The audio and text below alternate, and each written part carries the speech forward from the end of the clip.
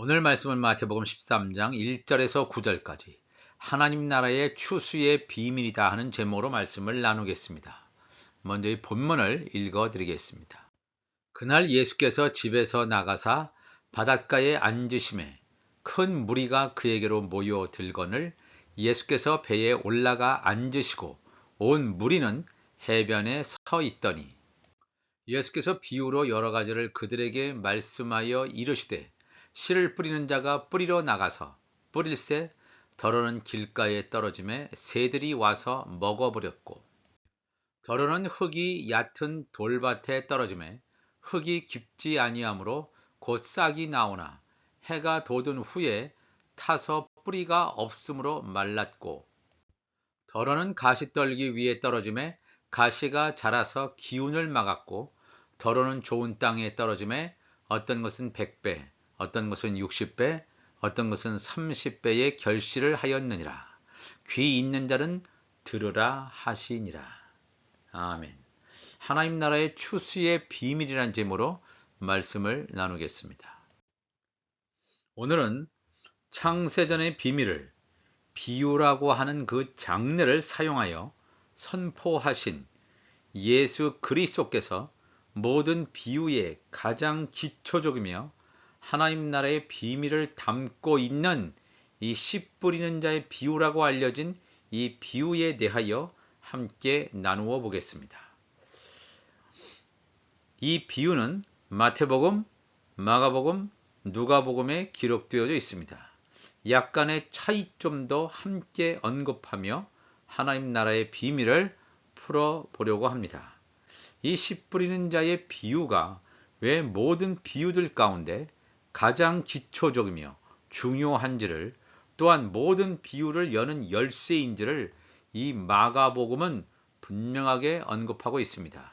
우리가 함께 읽었던 마태복음에만 나타나지 않는 마가복음에만 기록되어 있는 마가복음 4장 13절에 또 이르시되 너희가 이 비유를, 즉 씨 뿌리는 자의 비유를 알지 못할진대 어떻게 모든 비유를 알겠느냐 그랬습니다. 우리가 함께 읽었던 이 씨 뿌리는 자의 비유가 모든 비유를 여는 열쇠임을 마가는 분명히 증거하고 있습니다. 그렇다면 이 비유 속에서 씨를 뿌리는 자는 누구를 가리키는지 우리가 아는 것이 중요합니다. 마태복음 13장 37절 보니까 대답하여 이르시되 좋은 씨를 뿌리는 이는 인자다. 좋은 씨를 뿌리는 자는 인자다. 이 좋은 씨에서 이 씨는 과연 무엇을 말하는가? 그냥 식물의 씨를 말하는가? 굉장히 영적인 의미를 담고 있죠. 누가복음 8장 11절 보니까 이 비유는 이러하니라. 씨는 하나님의 말씀이다 그랬어요. 씨는 하나님의 말씀이다. 마가복음 4장 14절에도 뿌리는 자는 말씀을 뿌리는 것이다 그랬습니다. 아, 씨라고 하는 것은 하나의 비유적인 표현이구나. 씨를 뿌린다. 하나님의 말씀을 뿌린다라고 분명히 누가복음과 마가복음은 증거하고 있습니다. 즉 좋은 씨를 뿌리는 자는 바로 누구냐면 인자, 예수 그리스도다 하는 걸 알 수 있습니다. 물론 이 가라지에 씨를 뿌린 자도 있습니다. 악한 자는, 이 사단 마귀는 이 가라지를 뿌리지만 좋은 씨를 뿌리는 자는 인자 예수 그리스도임을 분명히 증거하고 있다는 것입니다. 마태복음 13장 4절 보면 뿌릴새 더러는 길가에 떨어짐에 새들이 와서 먹어버렸다. 이 마태복음의 기록이라면 이 마가복음도 마태복음과 거의 비슷합니다. 뿌릴새 더러는 길가에 떨어짐에 새들이 와서 먹어버렸다. 그렇지만 이 누가복음 8장 5절 말씀 보면 씨를 뿌리는 자가 그 씨를 뿌리러 나가서 뿌릴새 더러는 길가에 떨어짐에 밟혔다. 밟혀지는 씨도 있다. 밟히며 새들이 그냥 공중에 새들이 먹어버렸다. 새들을 수식하는 단어 공중의라고 하는 수식어가 누가복음에는 달려 있음을 우리가 보게 됩니다. 이 공중에 있는 새들이 이 말씀이 심령밭에 떨어지기 전에 완전히 빼앗은 것을 분명히 길가에 떨어진 씨에 대해서 증거하고 있습니다. 그렇다면 이 마태복음, 마가복음, 누가복음에 대한 이 비유의 말씀을 예수님께서는 풀어주시는 것이 분명히 마태복음, 마가복음, 누가복음에 기록되어 있습니다. 이 말씀이 씨 뿌리는 자의 비유 가운데서 길가에 떨어진 씨앗이 과연 무슨 의미인지를 한번 살펴보겠습니다. 마태복음 13장 19절 보니까 아무나 천국 말씀을 듣고 깨닫지 못할 때는 악한 자가 와서 그 마음에 뿌려진 것을 빼앗나니 이는 길가에 뿌려진 씨앗이다. 길가에 뿌려진 씨앗, 공중의 새들이 와서 다 빼앗아가는 이것이 말씀의 비유가 뭐냐면 천국 말씀을 듣기는 들었는데 깨닫지 못할 때는 악한 자가 와서 마음에 뿌려진 것을 빼앗는다. 또 마가복음 4장 15절에 보니까 말씀이 길가에 뿌려졌다는 것은 이들을 가리키니 곧 말씀을 들었을 때 사탄이 즉시 와서, 이 마가복음은 즉시라는 말을 사용하고 있습니다. 사탄이 즉시 와서 그들에게 뿌려진 말씀을 빼앗는 것이요. 누가복음 8장 12절에는 길가에 있다는 것은 말씀을 들은 자니 이에 마귀가 가서 그들이 믿어 구원을 얻지 못하게 하려고 말씀을 그 마음에서 빼앗는 것이다 라고 분명히 증거하고 있습니다. 마태복음, 마가복음, 누가복음이 좀 차이가 있죠. 길가에 말씀이 떨어져 있다는 것은 말씀을 듣기는 하지만 깨닫지 못하는 상황을 염두에 두고 있습니다. 이 과정은 영적인 과정입니다. 들은 말씀을 깨닫지 못했을 때 또 다음에 두고 생각해 보아야지, 혹은 이번에는 그냥 지나가고 다음번에 알게 될 때가 있겠지 하는 생각을 할 수 있지만 성경은 우리에게 분명히 말씀하고 있습니다. 사탄이 즉시, 마가복음에 의하면 사탄이 즉시 온다고 증거하고 있습니다. 말씀을 듣고 깨닫지 못했을 때 이 틈을 놓치지 않기 위해서 악한 자, 사탄, 마귀가 즉시 와서 즉 들었는데 깨닫지 못하는 그 마음속에 심겨지지 않은 모든 말씀을 빼앗아간다는 것입니다. 즉시로. 그렇다면 왜 이렇게 사탄이 그리도 급하게 움직이는가? 조금 시간을 가지고 천천히 와서 빼앗아도 괜찮지 않은가? 이렇게 생각할 수 있지만 누가복음 8장 11절에 보면 이렇게 하는 이유를 그들이 믿어, 누가복음 8장 12절에 나오죠. 그들이 믿어 구원을 얻지 못하게 하기 위함이다 라고 밝히고 있습니다. 하나님의 말씀인 씨앗에 엄청난 위력이 있기 때문에 사탄이 잠시 지체하는 사이에 말씀이 심령 속을 뚫고 들어가서 자리를 차지하기 때문에 그것을 원천 차단하기 위한 것이다. 이게 굉장히 중요합니다. 하나님의 말씀이 떨어질 때 이것을 깨닫는 것, 이것은 물론 성령이 하시는 것입니다. 길가에 떨어져 있다고 하는 것은 말씀을 듣지 못하게 완전히 봉쇄되었다고 하는 것인데 믿어서 구원을 얻지 못하게 한, 여기서 이 마태복음에는 악한 자라고 합니다. 마가나 누가복음에는 사탄과 마귀가 나오지만 악한 자에는 이 사단의 영, 죄의 종의 영을 받은 그런 자들이 실질적으로 와서 이런 일을 행할 수도 있음을 증거하고 있습니다. 여기에 해당되는 사람, 길가에 떨어진 씨앗에 해당되는 사람은 어떤 사람이냐면 율법 이전 시대, 또 율법 시대, 복음 시대에 걸쳐서 7일의 영원한 안식에 들어가지 못하는 모든 사람을 포함하고 있다고 볼 수 있습니다. 바로 666의 열매죠. 말씀의 씨앗이 싹도 틔우기 전에 완전히 사라져버리는 그러한 상황을 분명히 보여주고 있습니다. 말씀을 깨닫지 못하고 그냥 졸기만 한다. 말씀을 전혀 이해하지 못한다. 그 자에는 완전히 이 공중의 새들 사단 마귀가 완전히 말씀을 통째로 즉시로 빼앗아간다라고 하는 것입니다. 그 다음에 두 번째로 씨 뿌린 자의 비유 속에서 돌밭에 떨어진 씨앗에 대해서 말씀을 나누면 마태복음 13장 5절에 더러는 흙이 얕은 돌밭에 떨어짐에 흙이 깊지 아니하므로 곧 싹이 나오나, 아까 길가에 떨어진 건 싹이 안 나와요. 완전히 씨앗 자체가 사라지는데 여긴 싹이 나오나 해가 돋은 후에 타서 뿌리가 없음으로 말랐다. 근데 이 마가복음 4장 5절에도 비슷하죠. 덜어는 흙이 얕은 돌밭에 떨어짐에 흙이 깊지 아니하므로 곧 싹이 나오나 해가 돋은 후에 타서 뿌리가 없으므로 말랐다. 마태, 마가는 굉장히 유사한, 굉장히 비슷하죠. 누가복음은 좀 다릅니다. 누가복음 8장 6절에는 덜어는 바위 위에 떨어짐에, 이는 돌짝 밭이 아니라 바위 위에 떨어짐에 싹이 났다가 습기가 없으므로, 뿌리가 없다가 아니라 습기가 없으므로 말랐다라고 누가복음은 증거하고 있습니다. 금방 씨앗에 이 싹이 나오지만 뿌리가 없어서 마름으로 성장하지 못하고 죽어버리는 경우입니다. 흙이 많이 있어야 충분한 영양분의 공급을 받고 씨앗이 성장할 수 있는데 흙이 매우 부족한 상태입니다. 그러므로 이 땅으로부터의 영양분이나 또한 수분 공급이 원활하게 이루어지지 못하는 상태입니다. 더욱더 안 좋은 것은 너무나 강렬한 해의 비추임이 더욱더 상황을 악화시킨다라고 하는 것입니다. 그렇다면 이 말씀에 대한 이 해석을, 풀이를 한번 살펴보겠습니다. 마태복음 13장 20절 가보면 돌밭에 부러졌다는 것은 말씀을 듣고 즉시 기쁨으로 받되 그 속에 뿌리가 없어 잠시 견디다가 말씀으로 말미암아 환난이나 박해가 일어날 때는 곧 넘어진 자야.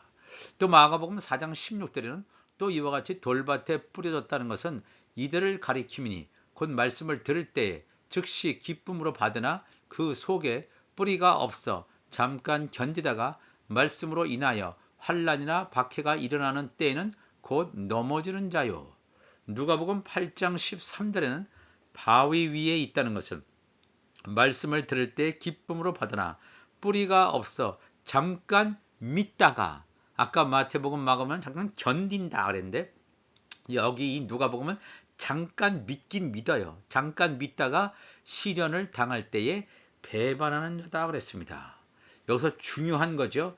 이 말씀 가운데 우리가 이 마태복음 마가복음에는 해가 돋은 후에 뿌리가 없으므로 말랐다. 여기서 나오는 이 해라고 하는 것은 이 태양신을 상징합니다.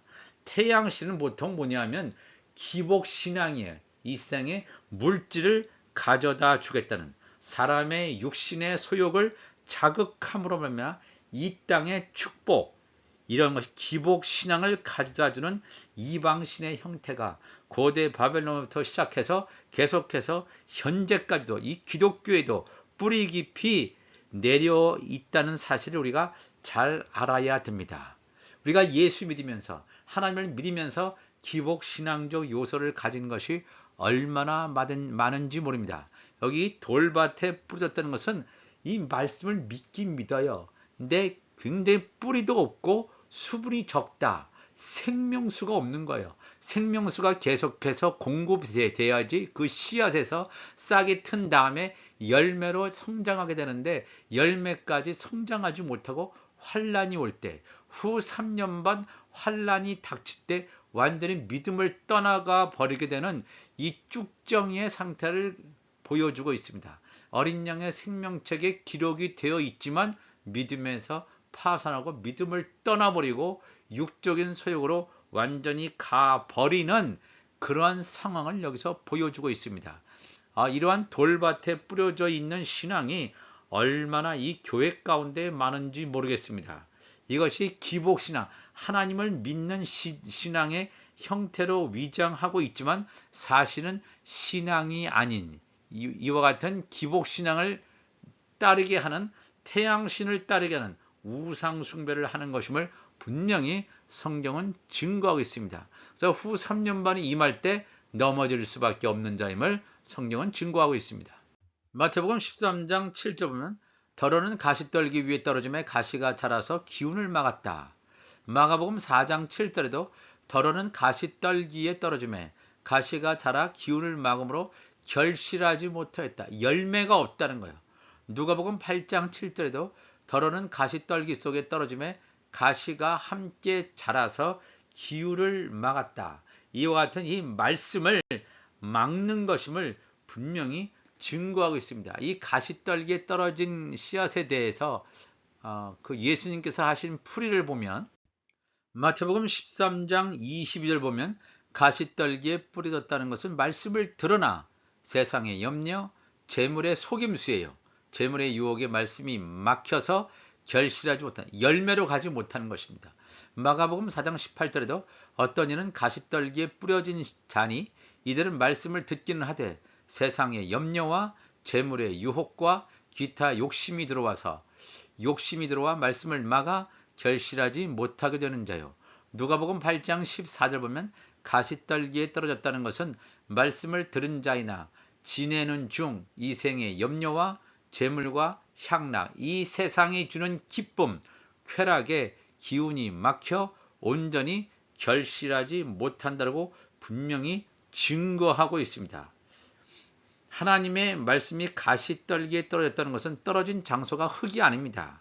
뭔가 흙이 있어야 이게 싹을 틔우고 뭔가 성전하는데 씨앗이 흙이 많은 곳에 떨어지지 못하고 완전히 성질이 다른 가시떨기에 떨어졌다는 것은 말씀이 들어갈 수 없는 최악의 조건임을 증거하고 있습니다. 그래서 말씀이 막혀요. 말씀이 들어가야지만 이 말씀을 듣게 되고 그 다음에 말씀을 믿어야지만 구원을 얻게 되는데 말씀이 완전히 봉쇄되어진 상황이라고 기록하고 있습니다. 어린 양의 생명책에 기록되었지만 타락한 그러한 혼의 생명들이 아니라 처음부터 어린 양의 생명책에 기록도 되어지지 않은 처음부터 완전히 버려진 자들, 바로 이와 같은 가라지라고 하는 것입니다. 완전히 곡식과는 다른 종류의 가라지라고 하는 것을 분명히 성경은 증거하고 있습니다.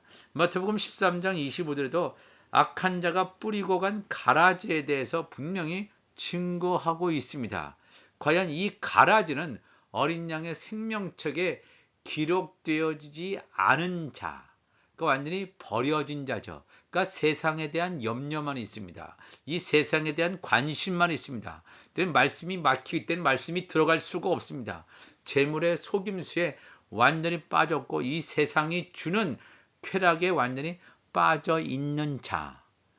엄청나게 우리가 이러한 것을 보면서 세상을 지금 지배하려고 하는 자, 지배하고 있는 자, 세계 단일 정부는 바로 이 가인의 후손인 이 가시떨기에 떨어진 자임을 분명히 증거하고 있습니다.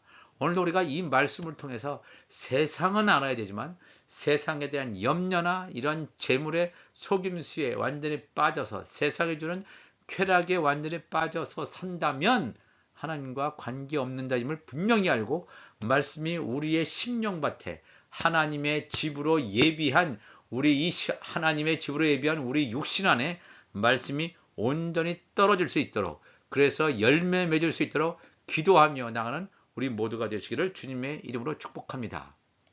마태복음 13장 8절 보니까 더러는 좋은 땅에 떨어지매 어떤 것은 100배, 어떤 것은 60배, 어떤 것은 30배의 결실을 하였느니라.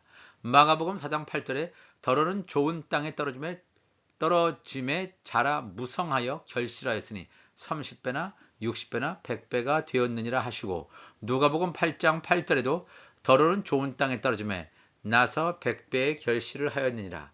이 말씀을 하시고 외치시되 들을 귀 있는 자는 들을지어다 그랬어요. 마태복음 13장 9절에도 귀 있는 자는 영적인 눈과 귀가 열린 자는 들으라 하시니라. 이 영적인 눈과 귀가 열린 자는 바로 하나님의 아들입니다. 예수 그리스도의 지체입니다. 이들은 말씀을 듣게 되어져 있습니다. 말씀이 들려지게 되어 있습니다. 30배, 60배 결실을 생명나무이신 예수 그리스도께 붙어있는 그런 12가지에서 나온 이 생명나무의 열매이기 때문에 의의 열매가 맺혀질 수밖에 없습니다.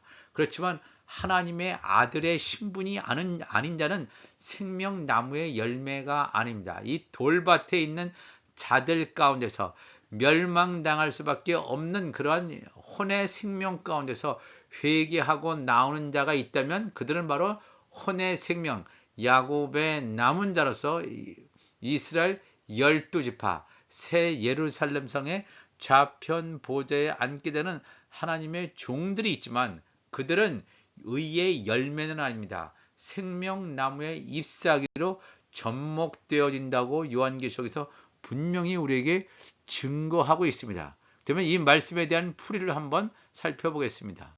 마태복음 13장 23절에 좋은 땅에 뿌려졌다는 것은 말씀을 듣고 깨닫는다 그랬습니다.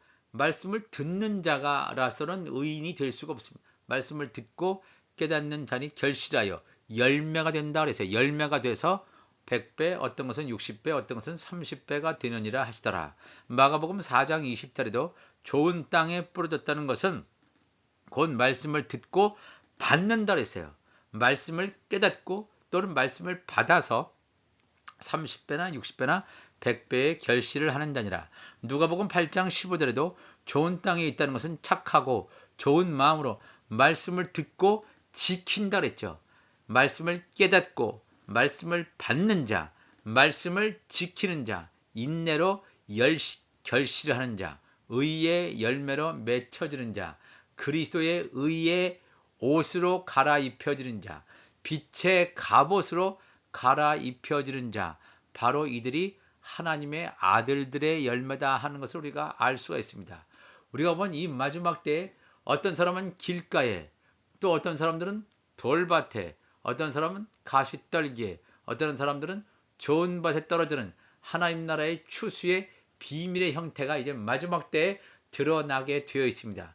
우리가 살고 있는 이때는 마지막 중에서도 마지막 때인데, 우리가 온전하게 좋은 땅에 떨어진 하나님의 말씀이 하나님의 집으로 예비한 우리 육신 안에 온전히 떨어져서 30배, 60배, 100배의 의의 열매로 온전히 맺혀져서 성령의 음성을 듣고 우리가 온전히 우리의 몸이 신령한 몸으로 변화되어서 들림받는 놀라운 영광의 자리를 갈 수 있는 우리 모두가 되시기를 주님의 이름으로 축복합니다. 다 같이 기도하시겠습니다. 하나님 아버지 감사합니다. 오늘도 귀한 하나님의 말씀을 함께 나누었습니다. 이 말씀, 생명의 말씀, 하나님 나라의 추수의 비밀이 우리 가운데 온전히 담겨지게 도와주시고 우리 이 긍휼의 그릇으로 예비된 우리 육신 안에 하나님의 말씀이 온전히 차고 넘쳐나서 내 잔이 넘쳐나는 하나님의 사람들 되게 하여 주옵소서. 감사하며 거룩하신 예수 그리스도의 이름으로 기도하옵나이다. 아멘.